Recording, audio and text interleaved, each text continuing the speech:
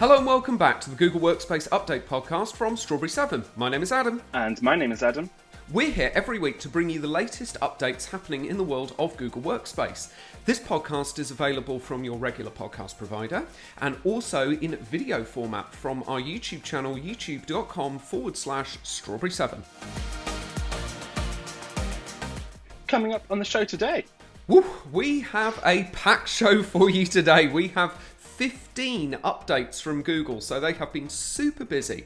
Just to let you all know, because we have so many updates, we're going to go through these a little bit quicker than usual, so hold on to your hats. We have updates to HTML, Google Sites, Drive, Sheets, Docs, Drive, Classroom, Admin, Classroom, Sites and Forms together in one update, Gmail, Keep, Docs and Drive together in one update, Meet, and finally, Slides. Woo!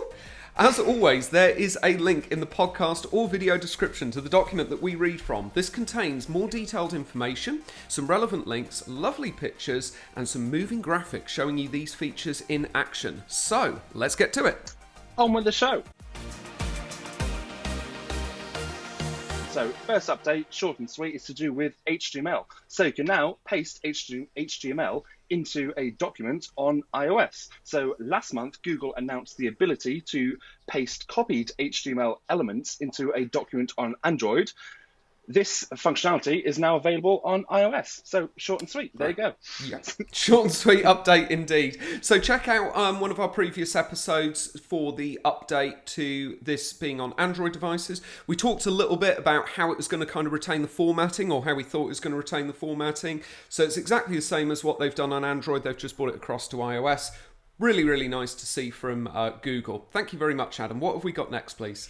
Up next, Google Sites. So very exciting update, this one. So you can now insert emojis into Google Sites. So you can now create more engaging content on Google Sites with the new option to insert emojis directly into the text box and headings. Simply create or open a slide, then click on any text box and the emoji button will be visible in the toolbar. Then select the emoji button and click on the emoji. So at this point, I imagine everyone is familiar with the emoji button. It just looks like a little smiley face. Wherever you see that option, to be honest, throughout most of Google Workspace by now, click on that button and you'll have the option to insert your chosen emoji.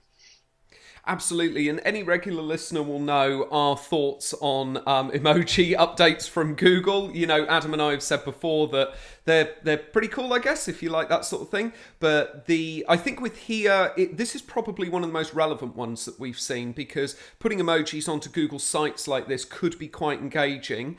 And I think that Google Sites is used so much by students in the classroom to get an idea of how to use web pages. I think this would be really nice for them to be able to put emojis in, because all the kids love using emojis in their documents and in their work and things like that. So I think it's a very nice update from Google. Another one of their they must have a whole emoji department at Google with these emoji updates that they do.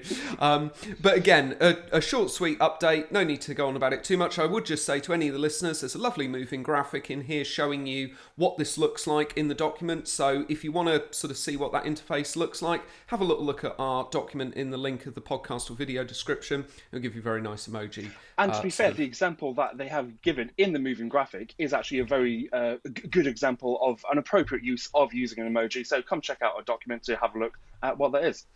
Yeah, absolutely. Nice teasing, Adam. I like that. We don't want to give it all away. Don't want to give all the secrets away.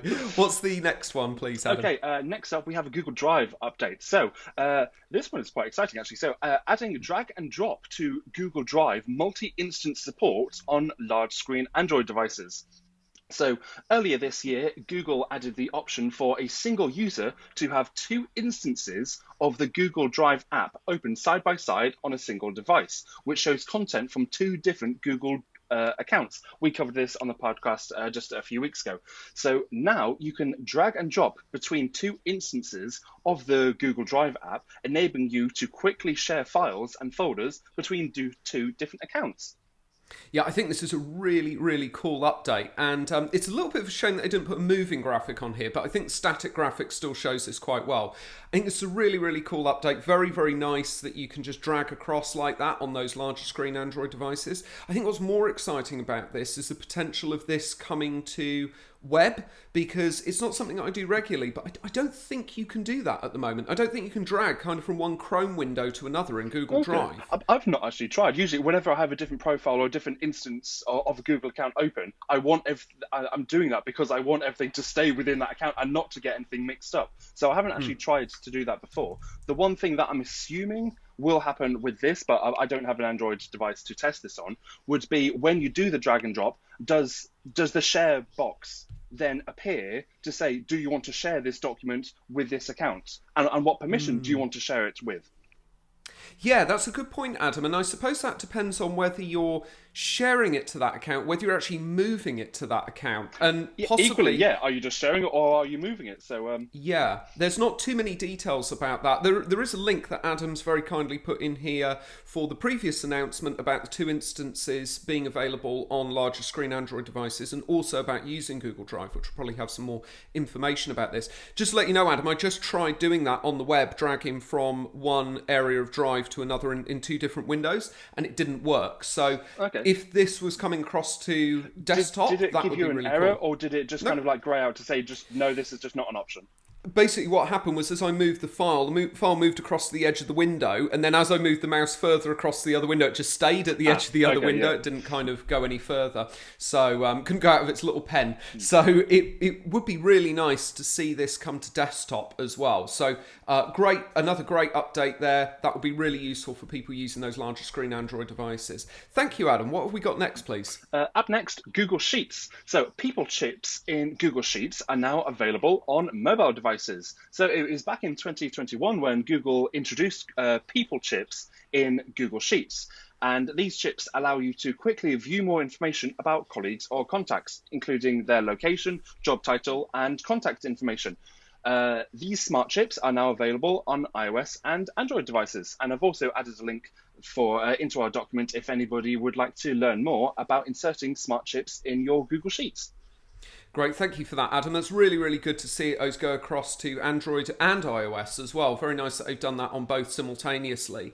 And we've talked about smart chips a lot before. It's a real Google thing that I think is really, really cool. So very nice to see that come across to there. And I think that will be very useful for people who are used to using those smart chips and maybe have that disjointed experience at the moment where they can do it on their laptop or on their desktop, but then they couldn't do it on their mobile device. So I think a lot of people will find that a more seamless experience to be able to add that in. And these smart chips are really, really cool. And the graphic that they've put in here as well, which is just a static one, is very, very nice for showing what that's going to look like on a mobile device where you can just tap and it kind of comes up in that way. I think it actually looks nicer on the mobile device than it does on the web sort of experience, to be honest, with when you tap on and it gives you the information. It's kind of more seamless. It's very tidy. I don't actually love the people chips all that much. Well, they're great. I can see why they're super helpful for many, many people. But from my own experience, usually whenever I'm typing in somebody's name, I think you would then probably press tab and it would turn that person's name into a people chip. Whenever I'm typing on someone's name, to be honest, Adam, it's usually your name that I'm typing, and I already have all your contact information. And for the context of the document or whatever it is that I'm typing, I would just prefer it just to have the plain text of the name instead of the people chip. But if you're, say, working on a project or something, and you're listing people that you don't actually know on a personal level, or you don't have all their contacts information, then I can see why this would be super, super helpful in many instances. But for the way that whenever it's become available for me, it's not something that I would choose to use myself. Yeah, I understand what you're saying, and it's like any of these features, it's kind of relevancy of using this technology and feature, isn't it? And I think where this is really, really good is not so much for your own consumption, it's more for when you're creating documents for other people. So a good example might be our procedure documents that we have, for example. So we might create a procedure document, and we might say, I might create something and say to employees, new employees, contact Highgate, and our contact there is Andy, for example, for all of our reseller sort of contacts. Now I can put in Andy's details and it then will create a chip which will have his contact details in. And that's very useful for any new people coming in to just be able to click on that and see all of that without then having to come back to one of us and say, what are Andy's contact details, or having to put them in the document, which can be a bit messy, as to how you lay Yeah, them out. absolutely. Yeah, so I think from that point of view, it's very good. And the other thing that's really, really cool with these chips is the fact that when it brings up the People tab, you can click on quick buttons like call them, email them, and things like that. So I think that's really, really cool. Thank you, Adam. What have we got next, please? Up next, Google Docs. So linkable headings are now available in Google Docs. So to improve shareability of documents, especially larger ones, Google is adding the ability to copy links to headings in Google Docs. And to do that, simply open a Google Doc on the web, add a heading, which you can do by typing some content and then set to heading 1 or whichever heading you would like to use. Right click on the heading, then click the copy heading link button, and then paste that link somewhere else. So I tried this out, and interestingly, so it will copy and paste just as a link. You can also turn that into a smart chip. So if you're referencing, say, a particular paragraph or a heading or one section of your document in another section of the document, I think this is why Google said this is especially handy in larger documents, so you don't have to just scroll up like one page or something. If it's 50 pages away or whatever, if you're referencing another page, you can just add in a smart chip that will just link, almost just like a bookmark, to another heading of the same document, or probably to any other document, actually. Yeah, I saw this feature just before we recorded, and I thought, wow, this is fantastic. This is great and right up my street, this sort of update, because it's so useful to be able to do this, in my opinion, with documents. So just for clarification for any listeners listening who are thinking, I don't quite understand what this is. Let's say you have a document that's 20 pages long, and it's got various headings on. Let's say it's a GDPR policy, and you've got all of these different sections within your GDPR policy. One of the sections is Appendix A, and what you can do now is you can create Appendix A as a heading, and you can copy the link directly to Appendix A. So rather than just linking somebody to your GDPR document and saying, oh, hey, go here and scroll to page 15, which I hasten to add, you can't do if it's a pageless document, because we talked about this before, how pageless documents don't have a page reference. So you, rather than saying that, you can just put a link in straight to that heading. I suppose the equivalent to this is when YouTube created those links where you could start a video at a particular time index. That was super useful. This is a similar thing. I think this is really, really handy. And for anybody listening who's not familiar, I am a real advocate of what I call supercharging your workflow. And I've got a video on it on our YouTube channel, just to give myself a little plug there. But this is where you create documents in Google and you use the fact that Google Docs have links to link documents to other documents. So a good example is, say you've got a new employee starting, you can give that employee like a checklist, and each part of the checklist will link to a SOP that's related to what you want them to do. So it might say, please update your voicemail to the company voicemail. They can click on that and it will take them to the document telling them how to do that. I love doing that, and we do that all over the place with our documents. We link them together. This is just going to enhance that even further by being able to link to very specific headings. So love this update. This is right up my street. I think it's fantastic. Yeah, I agree. Very nice update. Yeah. Just for anybody listening as well, I'm aware that we haven't talked about availability or rollout schedule. It's because there's been no information on these updates so far, but as you can tell, they're kind of little updatelets. That's trademarked by Adam, by the way, that phrase. So there's not really, we're kind of just assuming these are available now and they're available to everybody. So I just wanted to clarify that point. Thank you very much, Adam. What have we got next, please? So up next is Google Drive. So this is actually the last update alert of this week. So we had 6 little update alerts for everybody this week. And usually whenever we do have an update alert, then they're either available right now or available, say, over the next week or so. So generally, if you're hearing an update alert on our podcast, then 99% of the time you should already have the feature as being available for you already. But onto this next one, which is to do with Google Drive. So you can now empty the entire trash folder of a shared drive in Google Drive. So in order to make it easier to manage shared drive files and eliminate the mutual effort of removing items in the trash folder, Google have added the ability to empty the entire trash folder of a shared driver. And as a reminder, files and folders in the trash are deleted forever after 30 days. You can also delete files in the trash by selecting Delete Forever. I read about this update and I thought this is really cool. I don't actually go in the trash very often, so I'm not overly familiar with how the interface is at the moment. We've done it a lot for our customers, but ever since we've introduced backup of Google Drive for our customers, we don't actually tend to interact in the trash very much because it can be quite difficult to use with those orphaned files and various things like that. So we tend to go straight to the backup to retrieve anything because it's just easier if somebody's deleted something. I think this is very useful though. The only thing about this update that I wish Google had put in was just a little bit more information about, like you've said before, Adam, what it was like before and what it's like now, because I don't fully understand what this looks like in terms of when you're going in. Does it mean that you go into the bin and then you see the name of the shared drive there if you've deleted anything from it, and you can go in and just see what's there in the shared drive? Does it mean that when you empty the trash, it now empties all of the deleted items from the shared drive? Is it within the shared drive? I was just a bit unfamiliar with what the interface looked like.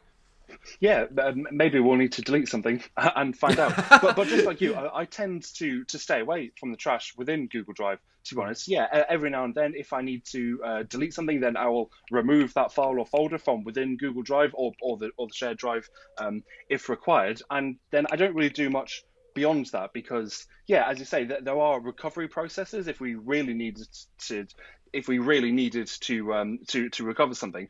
I was thinking maybe is this handy for if there's been a major discrepancy or there's a document somewhere that really should not be where it is. Maybe it's just in the totally wrong area, but then you can just move it. So I'm just trying to think. I'm sure there are some instances when people do want stuff to be deleted and be permanently gone. I think it's more to do, not to do with it being permanently gone. I think it's more just to do with the fact that you can empty the trash of the whole shared drive at once rather than having to do it individually. But this is what I mean by I'm not that familiar with what the old process was because I just didn't do this. We didn't sort of go in and delete things from a shared drive very often and then go into the trash and try and remove them manually or try and look at where they were. But the trash does automatically empty itself after 30 days anyway. So I was just trying to think of an instance where you can't wait those 30 days. You need it to be emptied right now. I see. I'm sure there are, like with all the updates, I'm sure there are instances where this is very handy for some people in the right situation. Yeah, absolutely. And any of our listeners listening to this who do that on a regular basis probably thinking to themselves, oh, this is fantastic. I can now just empty it in one place. So good for them.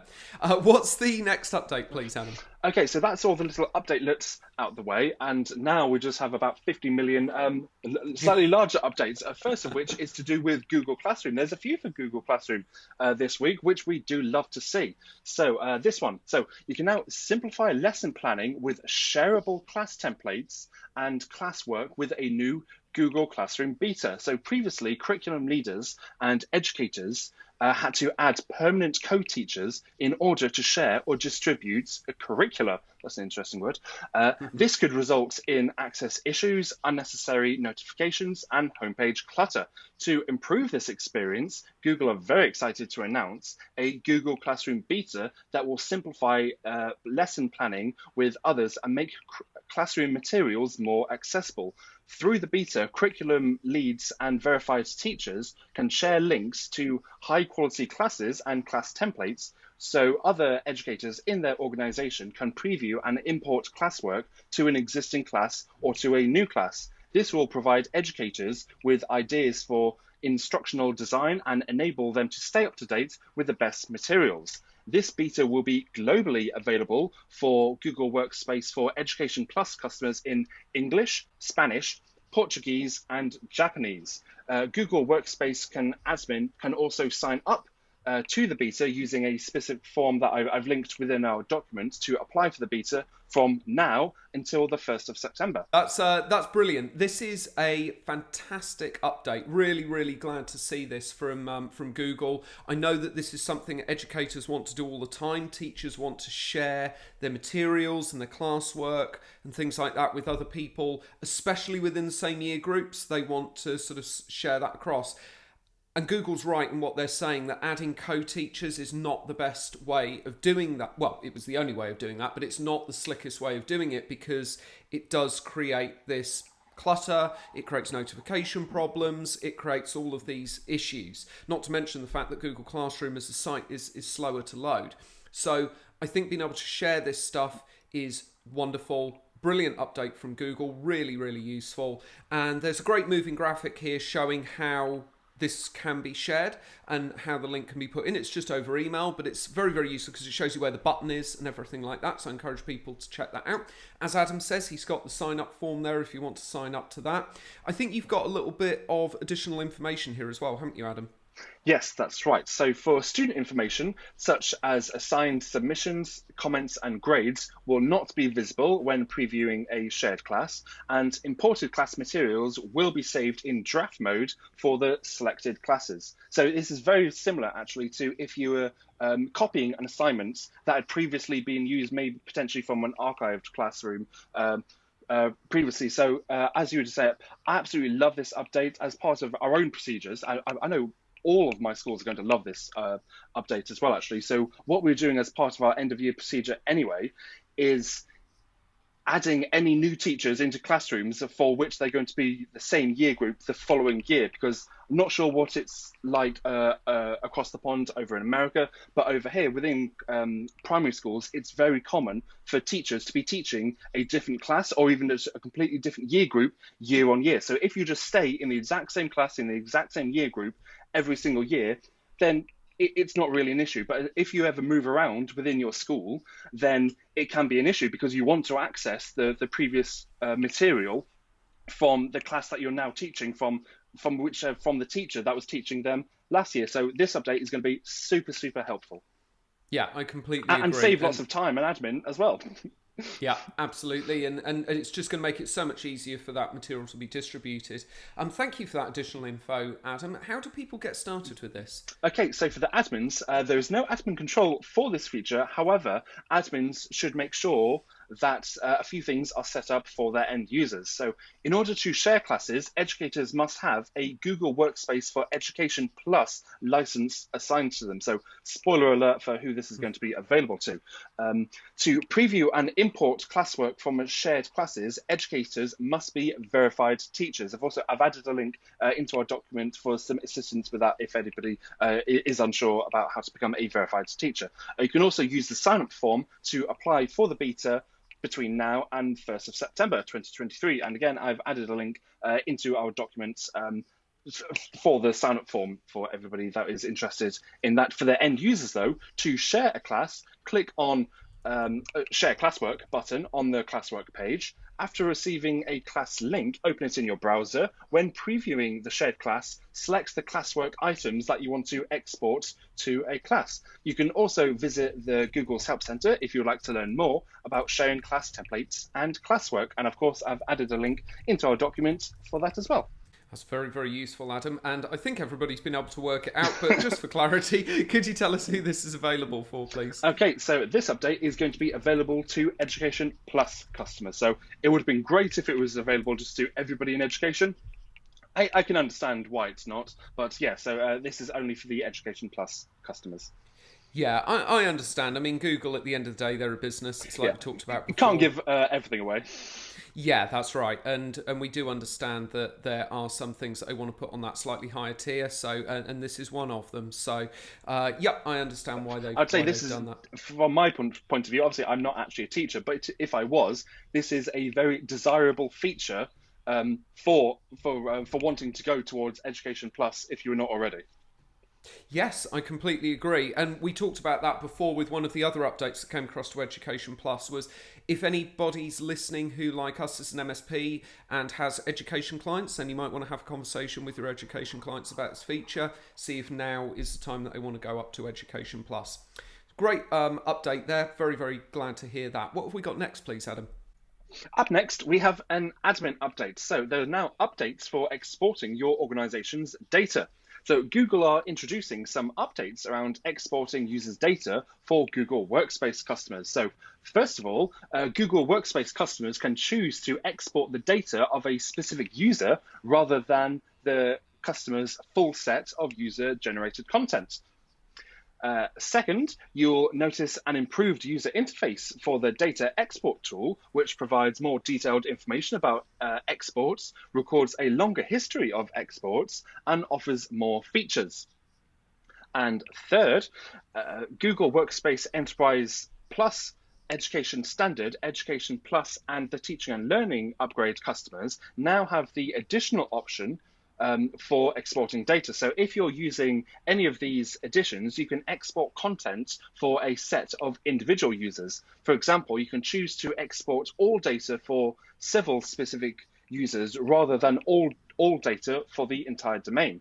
This option expands on the enhanced data export option that Google released last year, and that is the option to export user-generated content by organizational unit and export user-generated content by group.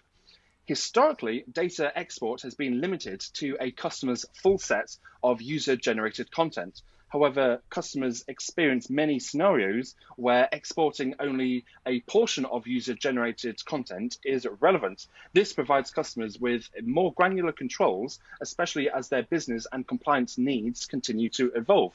By providing more export options, customers can retrieve the specific data they need when they need it. I think this is very, very useful to be able to do this. I've always thought that Google's export abilities are a little bit lacking. I think that it's kind of like their migration sort of controls. They're quite overcomplicated, and I don't really know why. They seem to be quite unnecessarily complicated. And I've thought the same with their export. I've never understood, for example, why you can't just say, I want to export all of the email for this user between these dates, and just do that in a very easy way. So I think that this is very good that they've added more control for that. And this will be really, really useful for educators. I can see why I've put it on so many education tiers, because being able to export student data is very relevant. Even being able to export staff data in some scenarios is very useful for when staff are leaving, but you still want to retain certain information. So I think this is a really, really great update that Google have done here. Yes, yeah. I haven't actually done much exporting of data myself, but I love that it looks like you're now giving options to be a bit more granular with what you're exporting. So instead of just an all or nothing, because that's not always going to be appropriate in some situations. So with just like the example you said, if you can say, oh yeah, I just want to export this data between this dates, perfect. I can imagine that would be very helpful for the admins out there.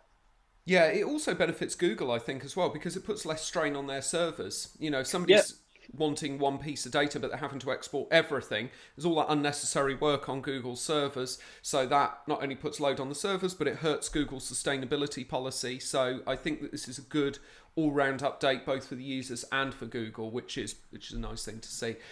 What's the getting started rollout pace and availability here, please, Adam? Okay, so to get started with this, for the super admins out there, you can visit Google's Help Center if you'd like to learn more about exporting your organization's data, filtering exports and organization's data, and allowing your users to download their data. Links to all of that are within our document. Rollout pace, so rapid release and scheduled release, full rollout, so 1 to 3 days for feature visibility, started on August the 7th. So by the time this podcast comes out, then this should be available for everybody.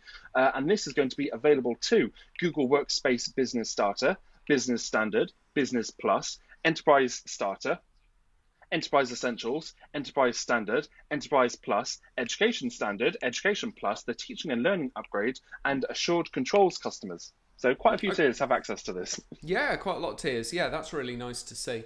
Thank you very much, Adam. What have we got next, please? Up next, we have another Google Classroom update. You can now review suggested hints, add your own resources, and more for practice sets in Google Classroom. So earlier this year, practice sets became generally available, allowing educators to transform new and existing content into engaging and interactive assignments. I think we covered this on this podcast as well, actually.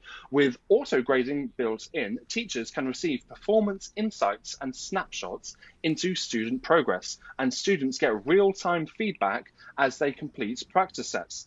Currently in practice sets, when a teacher selects a skill for a problem, resources are activated for the student.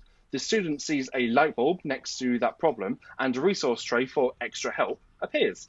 To improve upon this experience, Google is excited to announce an update that gives teachers more control over the resources for students in practice sets. Specifically, teachers can now more easily review the resources before they assign to their students, add built-in support for their students by removing or adding their own resources, include text-based hints and YouTube videos that are tailored to the students' needs, control the order in which resources are provided to the students, and what appears first, second, and third, and so on.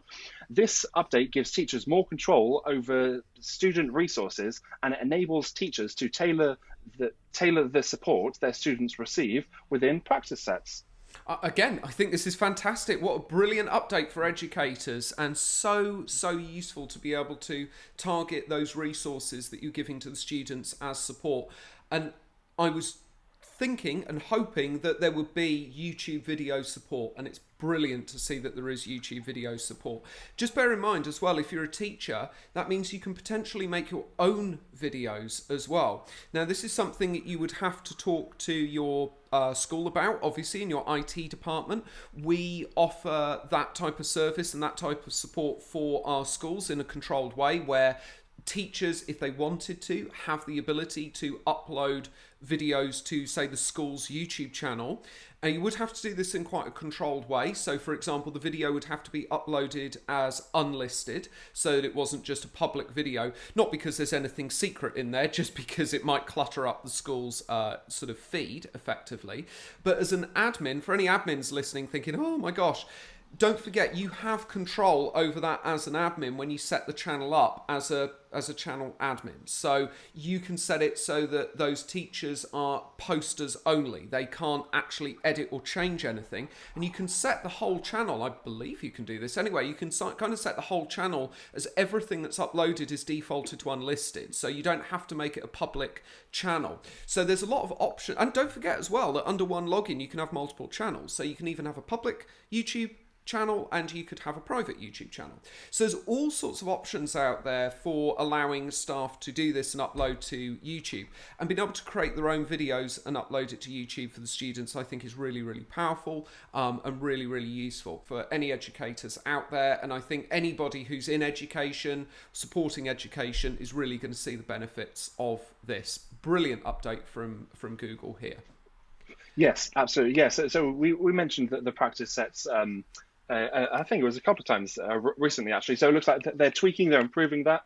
Love to see it. So yeah, another very nice update. There's some nice updates this week. But okay, so if anybody would like to get started with this, for the admins, practice sets are enabled by default, but admins need to add teachers to the verified teachers group. And we mentioned that earlier for one of the earlier updates as well, actually. So you need to be a verified teacher in order to receive a shared practice sets from other teachers in their Google Workspace. For the end users, for teachers to access practice sets, you can go to Google Classroom, then practice sets, and then create. Or you can always go to practicesets.classroom.google.com.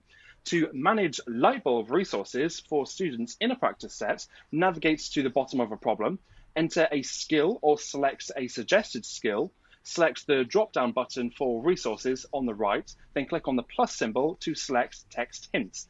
Enter the text hint, and then save the text hint. You can also rearrange the order of the resources by moving the boxes around, and remove a resource by clicking on the little X in the upper right corner. To manage extra help resources for students in a practice set, navigate to the top right corner of the page, click on extra help, Click on the plus symbol to add resources or rearrange or delete suggested resources that may have been added based on the skills you selected. For students to access a practice set, they need to be assigned a practice set by the teacher. And you can always visit Google's Help Center if you would like to learn more about practice sets. And of course, I've added a link to that within our document. That's brilliant. Thank you very much, Adam. What's the rollout pace and availability here, please? Okay, so rapid release and scheduled release, full rollout started on August the 7th. And this is going to be available to Google Workspace for Education Plus and Google Workspace for Education Teaching and Learning Upgrade. Yeah, that makes perfect sense. That's brilliant. Thank you very much, Adam. What have we got next, please? Okay, next up, Google Slides and Forms. So expanding branding and customization capabilities in Google Slides and Forms. You can now more easily and quickly create with high quality pre-designed branded templates and themes in Google Slides and Forms. Once an admin distributes branded materials to use within their domain, they will have access to a domain template with a variety of branded slides, layouts, images, colors, and fonts that will appear when creating a new presentation in Slides. Also, a domain theme including fonts, branded colors, and a header image that you can use when creating a new form or editing an existing form in Forms. These features enhance brand consistency across an organization. Admins also have the ability to assign a domain template for all users in their organization or specify particular templates for certain work groups. Again, I think this is fantastic. It's really, really useful as a company to be able to create this branding and create these templates and share them out, because we do that with Google Docs and things like that, where we put our logo in a particular place and we have SOP templates, meeting minutes templates, project summary templates, all sorts of different things like that. It's a very nice thing to do because as a customer, you experience a consistent look and you consistent experience. It's like going into McDonald's. That's why McDonald's is so popular. You can go to McDonald's pretty much anywhere in the world, order a Big Mac, and you know what you're getting. You know what it's going to be like. And it's the same for any business. When you're sending out things, you don't want things to be in umpteen different typefaces, have different colours, the logos in all sorts of different places, things like that. So creating this brand consistency, it's very, very nice to be able to do this at a high level and distribute that out as easy templates for all of your staff to be able to use. The only thing I would like to see to this, it's not particularly related to this update, but kind of in the sphere. It's lovely that they've done this for Google Forms. I would like to see more customized options in Google Forms generally. So talking more about Google Forms, it is a real shame that everything's so limited in Google Forms. You can only pick from like 4 or 5 typefaces or something like that. Fortunately, our typeface is one of them, but you can only pick from a few typefaces. You can kind of change a banner at the top. You can do some colours, but even the colours are really limited because you kind of pick a primary colour and then Google decides what the secondary and tertiary colours are. So I would like to see a bit more customization within Google Forms itself. But for this particular update of doing these templates, I think this is wonderful. Yes, I really like this update, and I think we kind of share very similar thoughts and opinions on this. And the key word that we've mentioned a few times is consistency. Just keep it concise and the same throughout, regardless of whether your documents are going to customers or not. It's just for your own sanity, really. Just keep it the same. Even if it's just using the same font, the correct size of font, the colors. Things like that, just keep it the same throughout, and it just looks so much better because I'm sure we can both think of an example or two of where somebody may or may not have just chosen a random color to use when everybody else had been using the exact same color for a particular process that we were doing, and then somebody just always picked a random color, and it was just like, what are you doing? Like, my OCD could just not even cope with that at all. It's like, no, just keep it consistent, and it looks so much more professional, or more so, it looks so much more unprofessional if it's not done that way. People won't say, oh, this looks so professional because it's so consistent, but they will definitely say, oh, this is really unprofessional because it's not consistent. Yes, I completely agree with you. Absolutely. And yeah, I can't think of when someone was doing that, but it's a bit of an internal joke with us. So yeah, I completely agree with you, Adam. It does look very unprofessional when you're doing that. And you can kid yourself by going, people don't care and people don't notice. They do. I can assure you, even if they're not designers, they have no idea how colour balance works or anything like that, people will subconsciously, exactly as you said, Adam, people will subconsciously look at it and just go, ugh. It's like when something. They're not going to write you an angry letter about it, but they will No. notice. Yeah, they will notice and they'll form a part of an opinion about your company because, it's like, that's what I do anyway. I look at companies and I go, well, if they can't be bothered to do that, are they going to be bothered to do a good job? So I think it speaks volumes about your company, which is why we're always so passionate and caring with our attention to detail about creating that consistency. So this is very nice to see supporting businesses that want to do the same. What's the getting started here, please, Adam? Okay, so admins, these features will be off by default, but can be enabled at the domain, OU, or group level. In the admin console, go to Apps, Google Workspace, Setting for Drive and Docs, Templates, Default Themes and Templates, then Form Default Themes or Slide Library Templates. You can also visit Google's Help Center if you'd like to learn more about default templates and themes. There's a link in our document for that. For the end users, if enabled by your admin, access the default theme in Forms by clicking the Customize Theme icon in the top right corner of the header menu. To access the Slides template, use the template sidebar that opens by default on new documents, or open the sidebar by going to Insert, then Templates. You can also visit Google's Help Center to learn more about adding, deleting, or organizing slides, changing the theme, background, or layout in Google Slides, creating a file from a template, and changing the theme or font for your form. And there's links to all of that within our document. So I think as soon as we finish this, Adam, we need to go straight to the admin console and set these templates up. Yeah, absolutely, Adam. I nominate you for doing that job as well. So Adam's always doing this. He's always volunteering himself for jobs. It's just so good. What's the rollout pace and availability here, Adam? Okay, so a rapid release and scheduled release. There was a gradual rollout, so up to 15 days for feature visibility, which started on August the 7th. And this is going to be available to Business Plus, Enterprise Standard, Enterprise Plus, and Education Plus customers. Lovely. Thank you very much for that, Adam. What have we got next, please?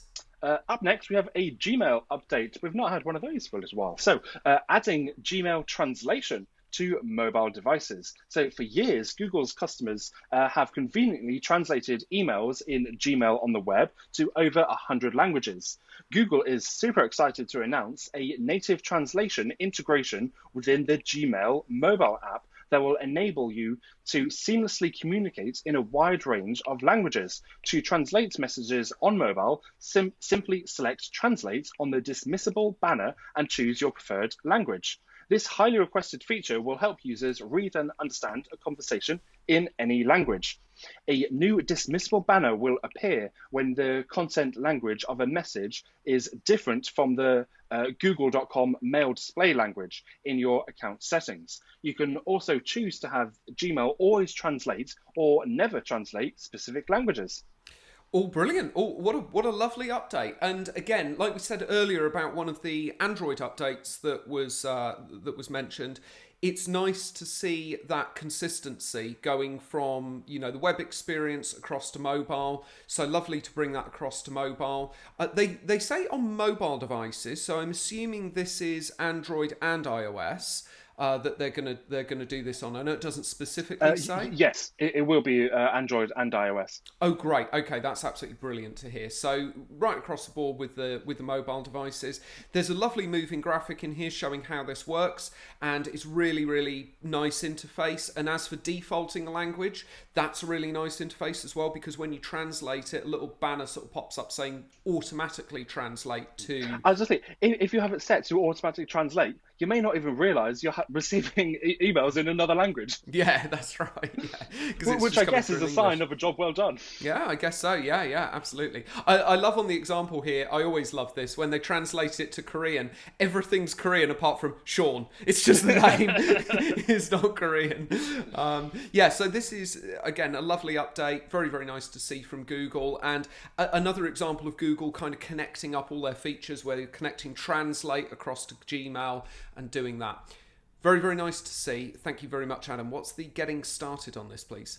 Okay, there's no admin control for this feature, but for the end users to translate a message, click the translate option at the top of your email. If you dismiss the translation option, the option will appear again the next time the content language of an email doesn't match the set google.com mail display language. You can also turn off this setting, which never shows the banner again for a specific language, by accepting the prompt, which is don't translate the language again.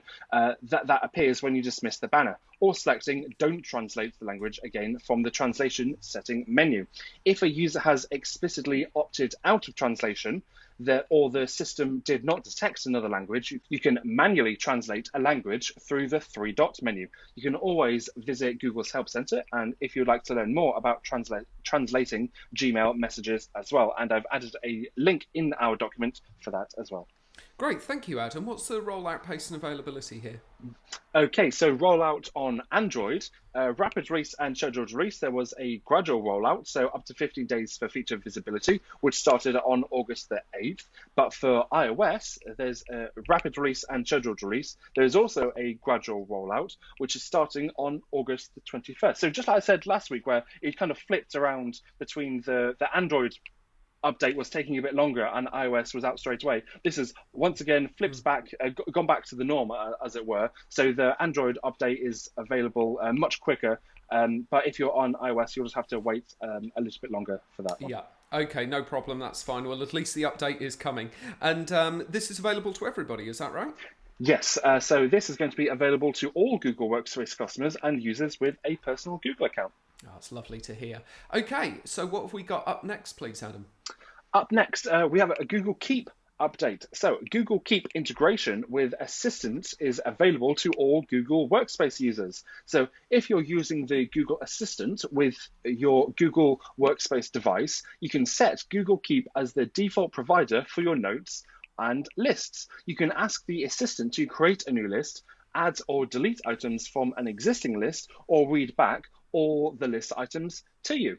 Oh, there's lots of nice things that are in there. Now, we've talked before about Siri and our mutual disappointment with Did we Siri. say anything nice about it? I can't remember. No, I don't think we said much nice about it. Other than Siri kind of started it in a way. I know a lot of people will say, oh, there were lots of voice recognition systems and assistants before. But just like how, let's be honest, Apple created the the smartphone wave. There we go. Look, I've said iPhone instead of smartphone. That's how influential they've been. You know, anybody who denies that is kidding themselves. You know, Dumbledore is a master wizard. Anybody who says otherwise is a fool. It's like Apple created the smartphone revolution. Okay, they weren't the first to create a smartphone. At the time, I think the immediate second was BlackBerry. And look where they are now. Yeah, that's right. And you know, that shows that it's like they didn't create the first smartphone, exactly as you said, Adam. BlackBerry had one,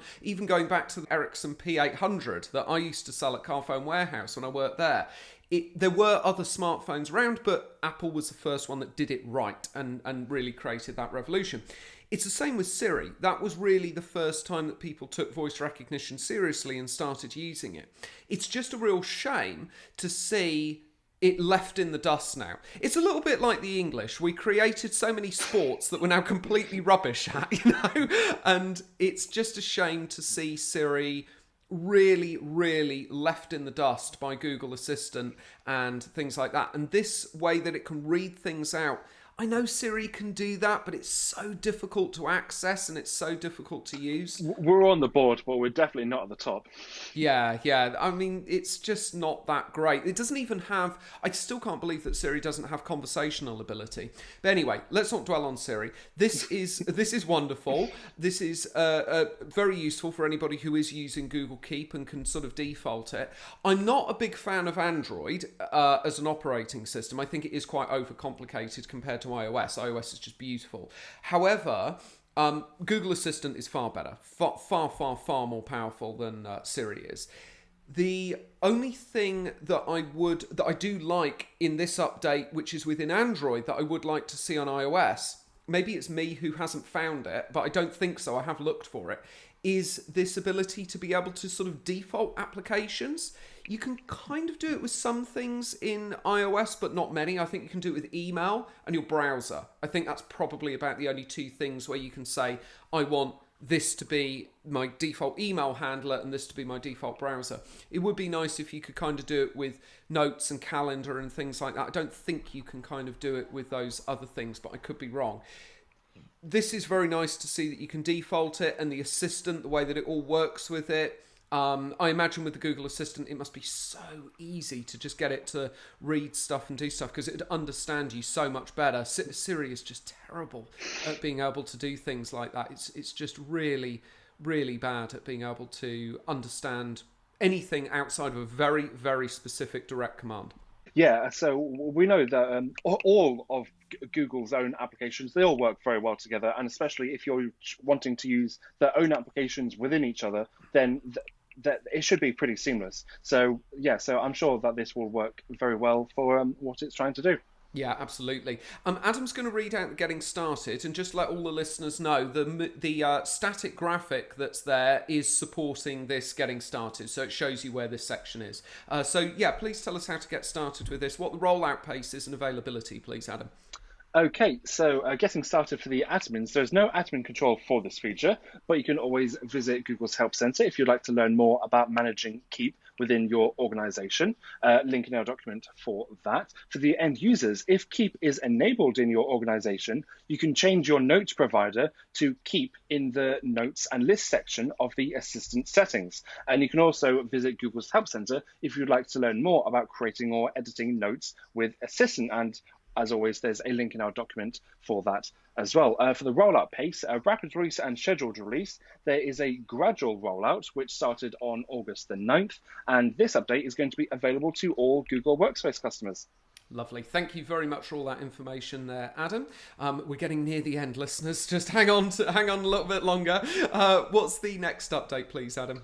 Okay, next up, Google Docs and Google Drive. So I love this update. Actually. Oh, me too. Me too.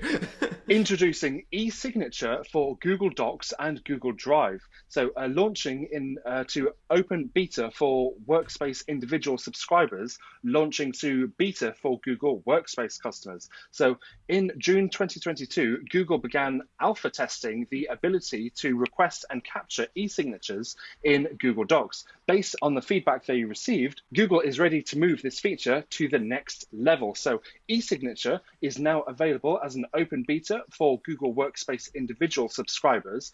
No additional sign-up is required to use the feature. E-signature will be available in beta for select Google Workspace customers. For solopreneurs and small businesses, keeping track of contracts, customer agreements, and other binding documents can be challenging. To help streamline this workflow, Google natively integrated e-signature in Google Docs, allowing you to request and add signatures to official contracts directly in Google Docs. E-signatures makes it easier to quickly request signatures, see the status of pending signatures, and find completed contracts. Also, sign an official contract right from the Google Drive without having to switch apps or tabs, and also create a new copy of the contract for each request so that you can use your document as a template and initiate multiple e-signature requests.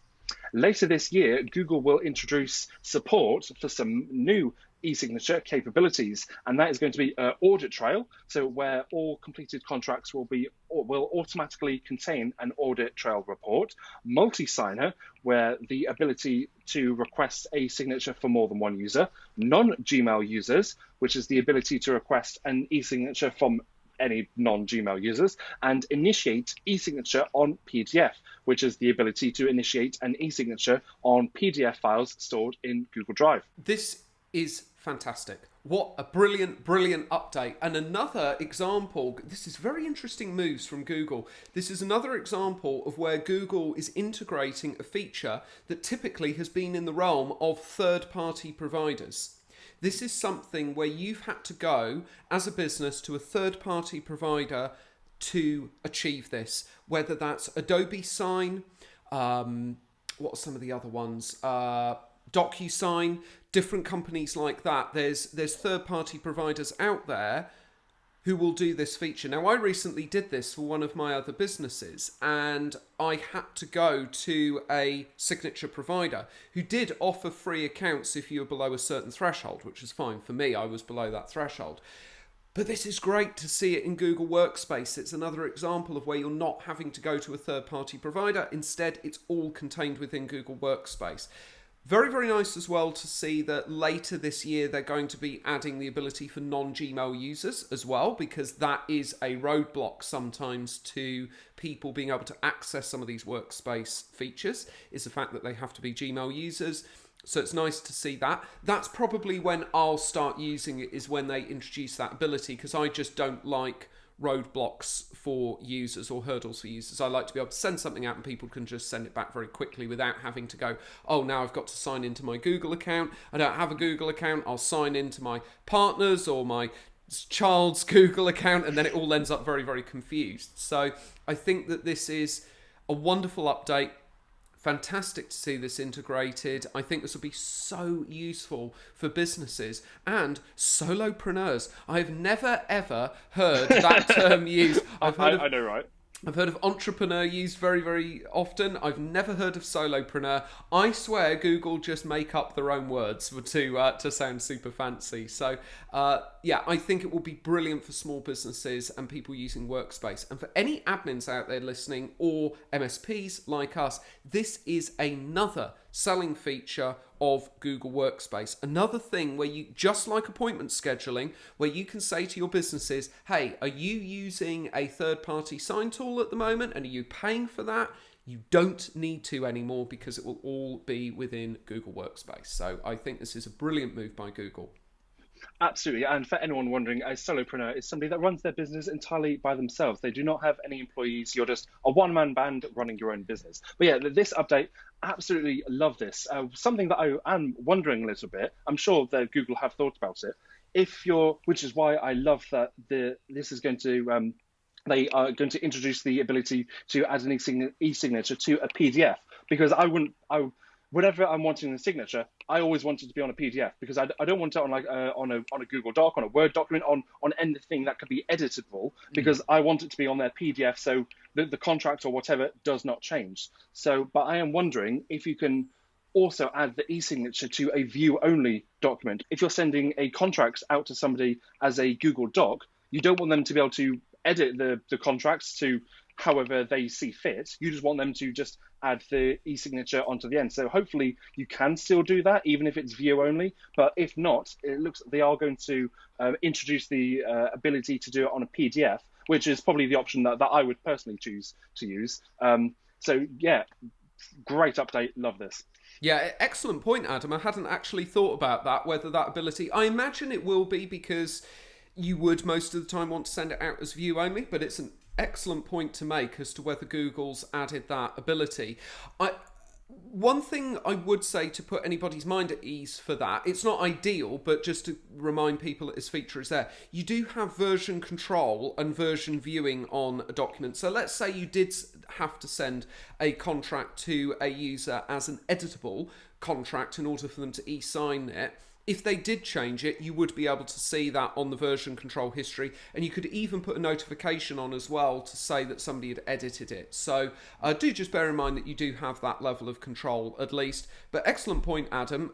When we start using this, we'll be able to see what that looks like. So I'll probably be signing up to the beta for this. Oh, sorry, I've stolen your thunder. What's the next bit about the beta there, Adam? Okay, so select Google Workspace editions can apply to the beta test e-signature using a form, and I've added a link to that form within our document. This feature will be available as part of a larger beta, which includes access to new customer email layouts in Gmail. So that's potentially exciting as well. These new email layouts allow users to customize existing templates, reuse a custom layout in multiple email campaigns, and create a brand new layout from scratch. Once you sign up for the beta, you'll see the e-signature and new Gmail features within the coming weeks. So very exciting. Lovely. Thank you, Adam. What's the getting started here? Okay, for admins, eligible Google Workspace admins can sign up for the beta using a form which I've linked within the document. Workspace individual subscribers can visit Google's Help Center to learn more about sending signature requests and sign documents with e-signature. And again, there's a link in our document for that as well. Thank you, Adam. I'll definitely be checking that out myself. What's the rollout pace here and availability? Okay, so e-signature for Workspace individual users, gradual rollout, so up to 15 days for feature visibility, started on August the 8th. E-signature beta for Workspace customers, Google will be accepting beta applications and allow listing customers over the next several weeks, so keep an eye out for that. This update is going to be available to Google Workspace individual subscribers, and eligible for beta is going to be Google Workspace Business Standard, Business Plus, Enterprise Starter, Enterprise Standard, Enterprise Plus, Enterprise Essentials, Enterprise Essentials Plus, Education Plus, and non-profit customers.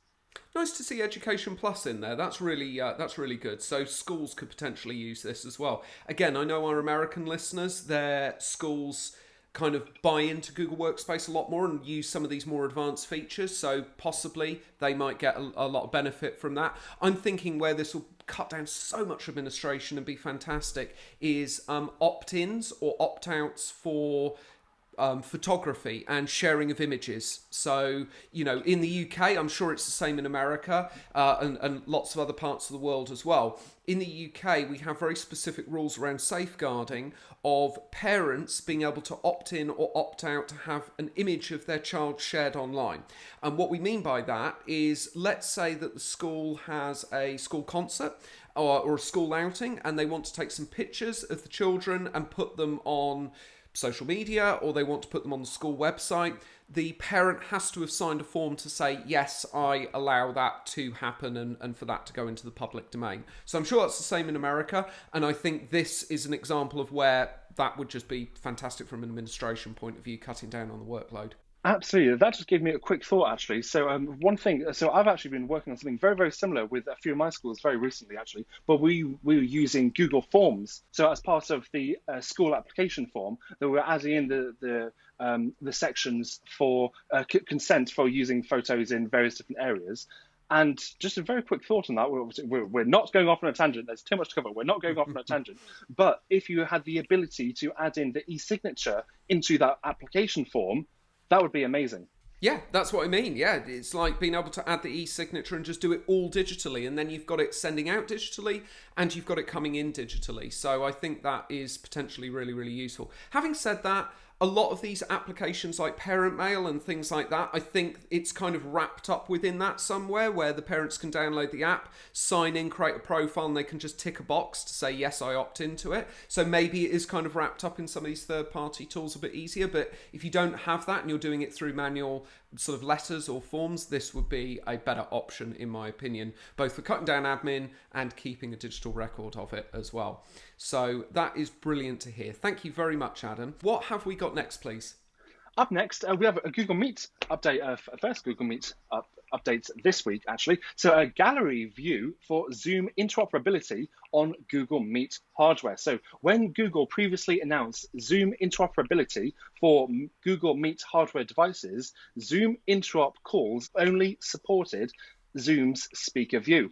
Google are now introducing support for Zoom's gallery view, which makes much better use of the screen real estate and allows more participants to be seen on the screen at the same time. However, there is no way to toggle between speaker view and gallery view at this time. Gallery view has replaced speaker view as the default layout for Zoom calls. Oh, okay. So this isn't just a feature update. This has actually become the default. It's now going to go into gallery view. Well, great to hear that they're adding some more support for that. I don't think we need to dwell on this update too much. Like you say, we're almost at the end, but we've had so much to get through. Our poor listeners, they must be at the end of their tube journey by now, surely, and at work. So we don't want to dwell on this too much, but that is important, that point, that gallery view is now going to be the default. And just to remind our listeners as well, we're not talking about Google Meet here, we're talking about Google Meet hardware devices. So we might have glossed over that a bit quickly. We've talked about Google Meet hardware devices before. Just for anybody unfamiliar, these are specific devices that Google sell through, I think they're made by somebody else, aren't they? But Google kind of sell them, and they're sort of cameras with computers, everything sort of built in. It's like an all-in-one solution. You basically go out and buy a Google Meet camera. Yeah, that's right. And it does everything, right? Connects to the internet and everything. You stick it on top of your screen and then you can connect up. Google announced a while ago that they allowed Zoom to be supported on those devices as well. This is just an enhancement to that. But it is an important note there that gallery is going to be the default view. Yeah, a bit surprised that you can't switch between the two, but... Hey, it is what it is. Maybe it will be in a future update. Stay tuned to our podcast. Yes. What's the getting started, rollout and availability here, please, Adam? Okay, so for the admins, there's no admin action required for this. And for end users, there's also no action required because it's a mandatory update that's being forced upon you. So you'll automatically notice this change whenever you're using the Google Meet hardware. The rollout, there is a rapid release and scheduled release. There is a gradual rollout, which is beginning on August the 16th. And this is going to be available to all Google Meet hardware customers. Okay, yep, that makes perfect sense. No problem. Thank you very much, Adam. We are almost at the end. We've got our last update, haven't we? And for any listeners who have stuck with us this long, well done. I applaud you. What have we got last, please, Adam? Okay, last update from us this week. Update 15 is to do with Google Slides. So you can now add annotations to your presentations in Google Slides. So Google are introducing a feature that lets you highlight or emphasize key content while you present to Google Slides. Whilst you present in Google Slides. With the new pen tool, you can circle, underline, draw connections, or make quick notes directly on your presentation. Whether in a board meeting or brainstorming session, annotations can help make your presentations more engaging, interactive, and impactful. And there's a graphic that we've included in our documents to support this, which kind of just neatly shows you how you can annotate your slide. I think this is absolutely amazing. What another brilliant update. Interestingly, it's only available in Google Slides at the moment. I see why that's relevant. I think Google have possibly missed a little bit of a trick here, or maybe they haven't, and they're working on it in the background. But adding annotations to some more systems such as Google Docs and things like that would be very, very useful in education, because in education, again, I don't know if it's different in America. I don't think it is. I think it's kind of the same. But over here in the UK, the teachers use interactive whiteboards, interactive screens like Promethean or Smart, for example. They're the two biggest ones. And what they'll do is they'll use software that's specifically designed so that they can write on the board. And it's very, very useful for handwriting, for example, teaching handwriting or just annotating documents. They have is it a digital flip chart, which they then use a pen on the board to write over or annotate? Yeah, that's exactly right. And if annotation facilities are going to be more widely available in Google Docs, let's say, then it is a potential that teachers could start using Google more frequently and not have to rely on those applications, those flip chart applications. So I think you can still use it in slides, even if it just stayed within slides. As a teacher, you could still use that. So what I would do, for example, if I was a teacher and I was wanting to use this facility on my whiteboard, I would simply make a Google slide that just had lines on for handwriting. So just had like a sort of a grid effectively with lines on, and then you could annotate doing your handwriting on Google Slides. Yeah, something that I'm wondering about this, because it is within slides, and obviously one of the main features of slides is to then present that slide to somebody. If whilst you're presenting, do your annotations still appear in presenter view mode? That's a good question. I would have thought yes, because it is, you know, you Because are. I was thinking surely it would be visible to you or to the person that that did the annotating, but possibly not to somebody to the viewer of the slideshow. No, I would have thought it would be available to the person who's viewing, because your annotations are for them more than yourself. You know, Yeah, it's not like you speaker do notes. obviously you always have you can add notes to slideshows which are only available to the speaker anyway. So if you say, oh, don't forget to mention this bit or something along those lines, you do have your own private notes as well anyway.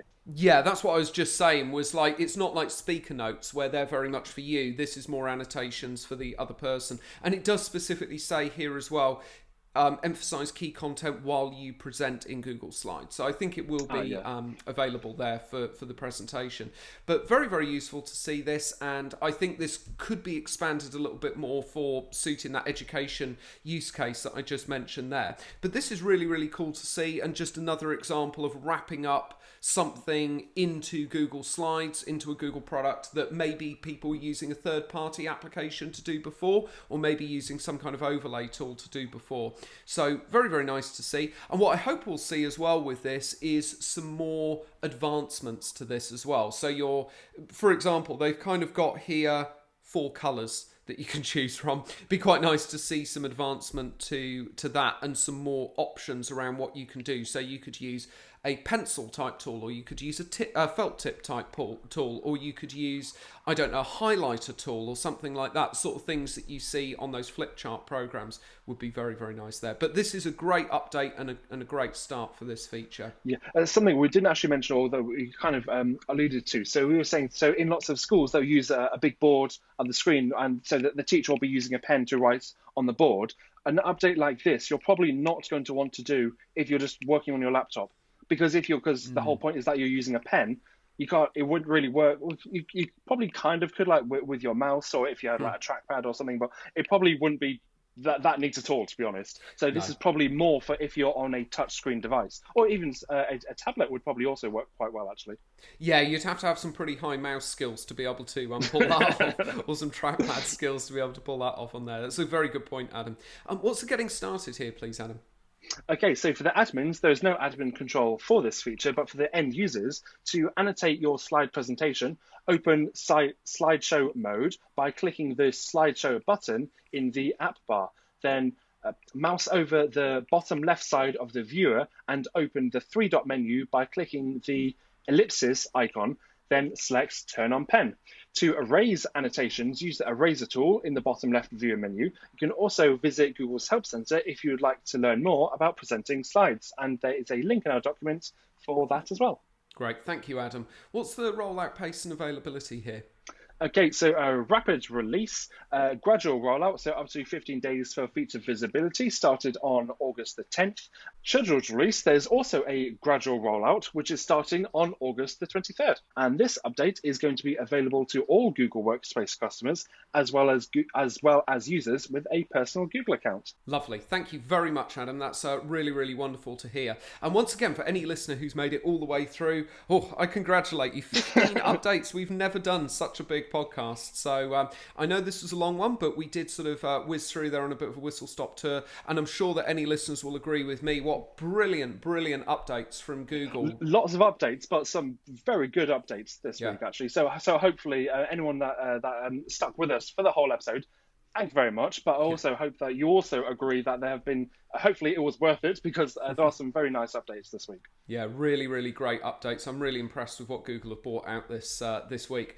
And that's it, everybody. That's everything that you need to know about the latest updates happening in the world of Google Workspace. And my goodness, were there a lot of them this week. Remember that there is a video version of this podcast available on our YouTube channel, youtube.com/strawberry7, and an audio version available from your regular podcast provider. Thank you very much for joining us this week. And we'll be back again next week with more updates. Goodbye. I wonder how many. Bye!